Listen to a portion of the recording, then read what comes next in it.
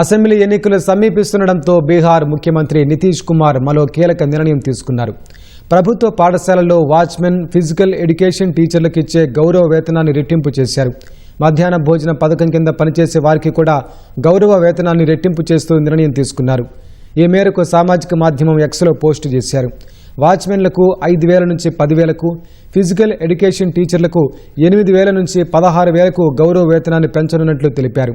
మధ్యాహ్న భోజనం పథకం కింద వంట చేసే వారికి ఇచ్చే గౌరవ వేతనాన్ని 1,650 నుంచి 3,300 రూపాయలకు పెంచారు. గౌరవ వేతనాల పెంపుతో వారు మరింత ఉత్సాహంగా పనిచేస్తారని నితీష్ కుమార్ ఆశాభావం వ్యక్తం చేశారు. 2005లో అధికారంలోకి వచ్చినప్పటి నుంచి విద్యా వ్యవస్థను మెరుగుపరిచేందుకు నిరంతరం కృషి చేస్తున్నారని రాసుకొచ్చారు. ఇటీవలే ఆశా వర్కర్లకు ఇచ్చే ప్రోత్సాహకాలను 1,000 నుంచి 3,000కు పెంచారు. ఆరోగ్య కార్యకర్తలు చేసే ఒక్కో ప్రసవానికి 600 రూపాయలు ఇస్తామని ప్రకటించారు.